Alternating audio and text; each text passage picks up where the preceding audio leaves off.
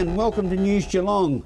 For Geelong people, by Geelong people and about Geelong people. This weekend it's the Geelong Street Rodders presenting the Queenscliff Rod and Run Show and Shine event starting at 10 a.m. tomorrow morning down on the picturesque Queenscliff Beach foreshore in Princess Park, with all proceeds to aid the Lions Club and other local charities. It'll be a great weekend event for all the family. We have a special report on day one at the newly built state-of-the-art Surf Coast Secondary College that will provide the current and future educational needs of the growing population. There was over 400 babies arriving in the Surf Coast area in 2013. And from the sports arena, Alex Tigani covers the local Division 1 Geelong Bowls region match of the round between ladder leaders Lara and Barina, plus catching up with the newly appointed coach of local Geelong and District Football League club, the Thompson Tigers, and the well-done racing man of Geelong, John Dunn, with the highlights from the day's racing at Geelong this week. The road that leads into the Great Ocean Road, the Surf Coast Highway, from Geelong to Torquay, has undergone significant repairs over recent months and is finally nearing completion, as Ian Nichols reports. Well, the school holidays this summer have come to an end, and so have other things like roadworks on the Surf Coast Highway. There's been quite a lot of inconvenience coming down to Torquay and the beach over summer, but now we're happy to say those roadworks at a cost of something like $3.6 million have now been completed.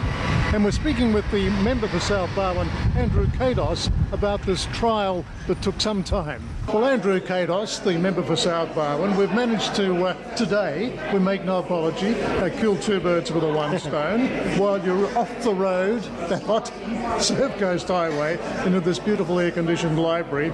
You must be happy now that with the school holidays coming to an end, things are getting back to normal, and that includes the Surf Coast Highway, which has been undergoing quite a lot of roadworks in recent times. Yes, and the works have been almost completed. It's open to traffic. The road from the Mountainede roundabout to Blackgate Road has on Torquay bound has been completely ripped up and resealed from scratch.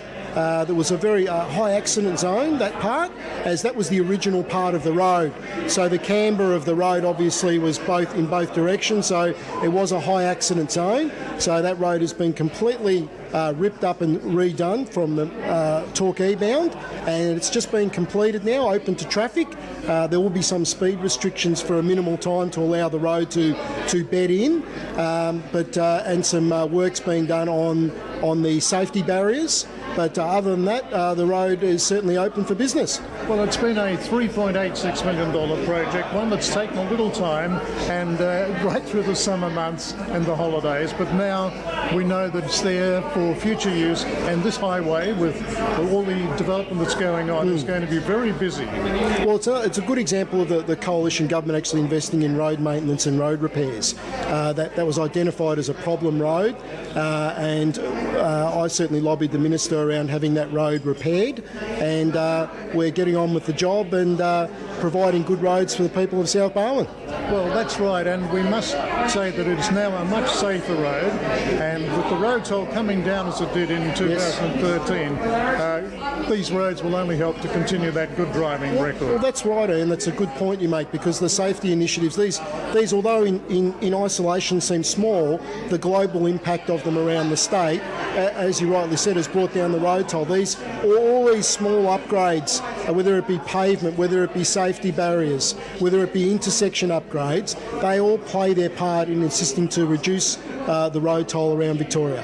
Well, we know there's also more to happen in this region. One in particular I might ask you about and put you on the spot, because we did a story about Coombs Road and the Anglesey Road. That's going to get a significant upgrade. Is that work due to start soon, do you know? I believe it's almost ready to go there, so there'll be a roundabout put in at the intersection of the Anglesey Road and Coombs Road. Again, that was funded through TAC funding. It was identified as an accident black spot.